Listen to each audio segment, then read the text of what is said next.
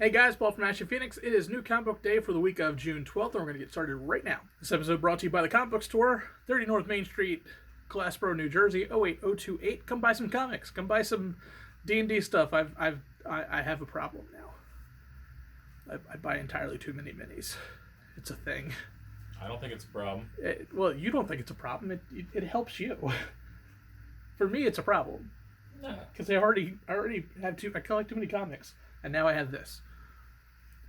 But yeah, come buy some comics. Come get your own habit that you won't be able to break. Please. Please and thank you. Hey guys, it's Tim from Capes and Scowls in the comic book store. I love you too. Let's talk about some trades, okay? I've got Spider-Man Loves Mary Jane. Speaking of love, this book's amazing if you haven't read it, so read it. We got Ice Cream Man Volume 3. You know, we just talked about this on my podcast. Does Pat get it? Jesus Christ, I'm looking at you and just, it's not my best day. We got Hawkman. This is Volume 1 of Hawkman. All the Hawkman. We got Dr. Horrible and other horrible stories. Does he sing? You can sing to yourself while you read it. Okay. Yeah, it's fantastic. We have The Boys Omnibus Volume 1. It's got a picture of the TV show cast.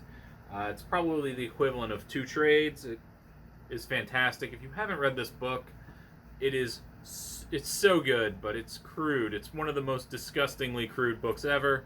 So if you're like, I don't want that, I just want sunshine and rainbows, don't read it. We've got Batman Detective Comics number 1000 Deluxe Edition. An issue so damn big, it became a hardcover. That's bonkers, but kind of fun, I guess. First up, we have Amazing Spider-Man issue number 23. This is the epilogue to the hunt, where we kind of figure out what kind of happened through this whole thing. This has been awesome, and I love it because Ryan Ottley is back. I don't know how long he's going to be back because this bi-weekly thing just doesn't work for him as far as like his art style goes. He's very intensive on his style, and that doesn't lend itself to bi-weekly. Marvel, please stop.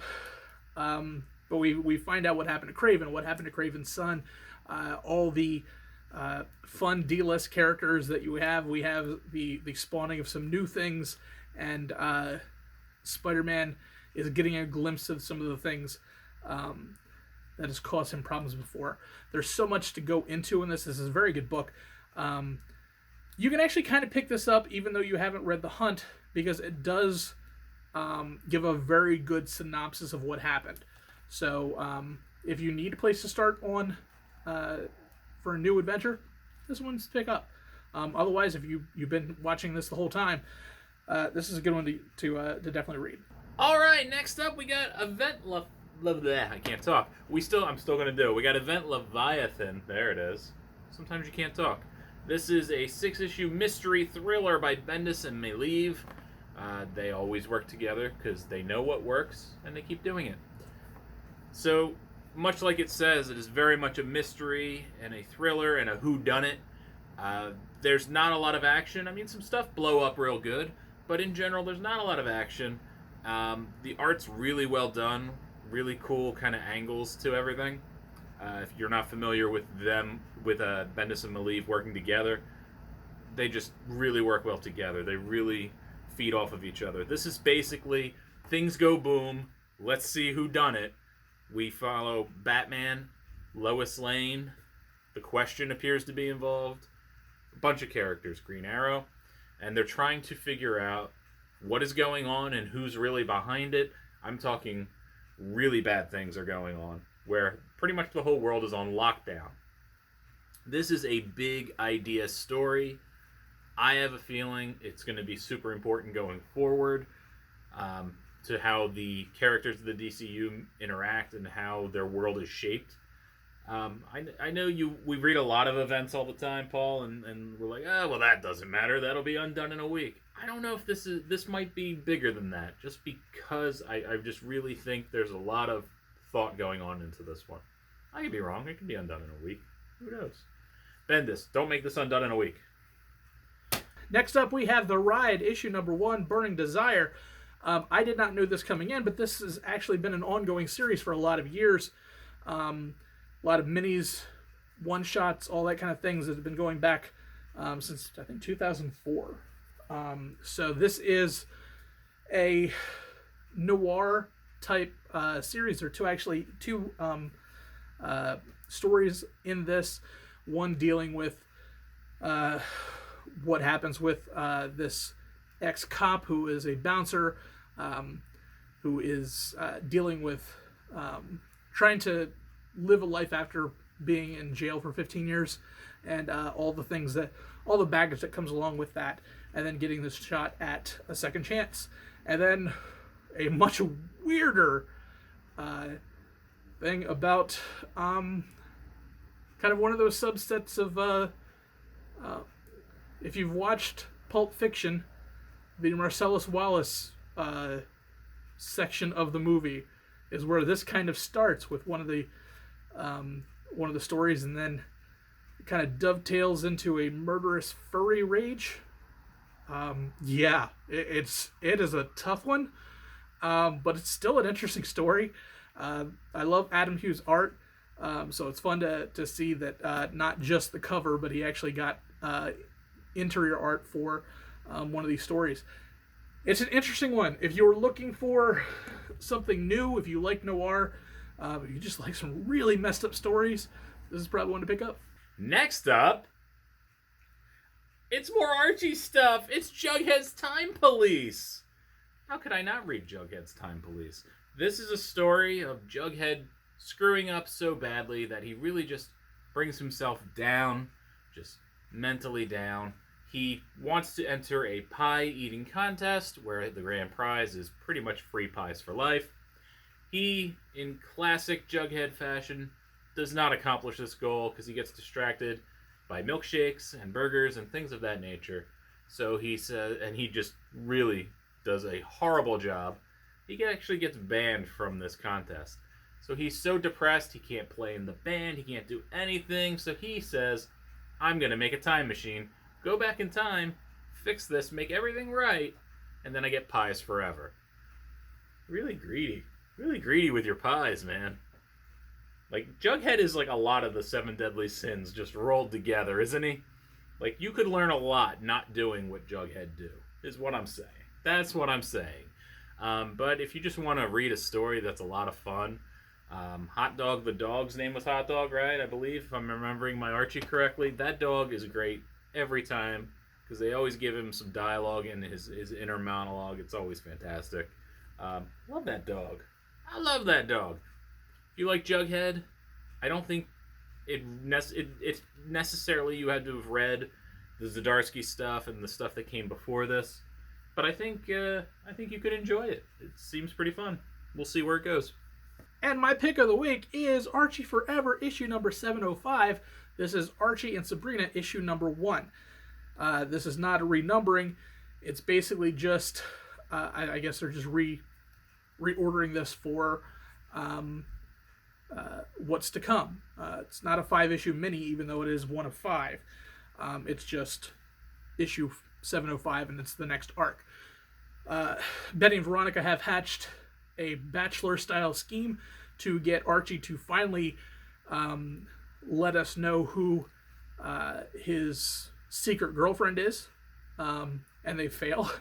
And we get to see a lot of the things that have been happening over the last 5 issues and a lot of setup. This is definitely a setup book, but if you haven't been reading the series, it gives you more than enough to figure out what's been going on for the last 5 issues and where this is going to go. This is definitely going to be taking a little bit of a darker tone, kind of more in line with what maybe the Sabrina is from the Netflix series, but not like super horror, like kind of the horror lines that the Archie comics do have. But this was a fun read. They do a great job. Nick Spencer has always done an amazing job. I love him on The Amazing Spider-Man, and he did a great job on here. He picks up very seamlessly from where Mark Waid left off on this comic. So do yourselves a favor and pick this one up. All right, it's time for my pick of the week. Paul, what do you think it is? I have no idea. Don't lie to me, you do! Because this is my second take because of that... because of some asshole who went by. I was staying with the bit. Oh, we're doing a bit? Paul, what do you think it is? I had no idea. No idea? I'll tell you, Paul. Okay. It's Silver Surfer Black again. This book's really fun. It's bridging some stuff that's happening in Guardians, telling you how certain things came to be. It explains, it kind of reiterates what happened in the Guardians of the Galaxy #1, which is also written by Donny Cates, by the way, and how certain characters ended up in space where they are. It also explains how the other characters ended up in the Guardians of the Galaxy Annual, which focused on Cosmo the dog, who's the best. I mean, there was other characters, but all I really cared about was Cosmo the dog. Basically, the Silver Surfer, in my opinion, is probably the hardest Marvel character to write. Paul, what do you think over there? That does make sense. He's a really hard character to write. And do you remember what I said about Donny Cates? No. Do you remember what I said about Tom King? Yes. That I said he was the next big thing? And he became the next big thing? Donny Cates is the next Tom King. Oh, wow. Donny Cates is fantastic. His writing is really good. He's building this big space opera kind of thing going on here. Now, Tradmore, the art is bonkers. The art is all over the place. This is just an altogether fantastic book. Everybody did their job. Everybody just really brought it to this. The Silver Surfer is almost a depressing character to read. And this is no exception. He is just so sad with everything he's seen, everything he's done, willing or otherwise, from his times as Galactus's Herald. And he's just trying to get back to where he needs to be to take on the Black Order and deal with the events of Guardians of the Galaxy. The art is so wild in this. There are people being ripped apart and torn through wormholes, and just the art stretching, and even the fight scenes.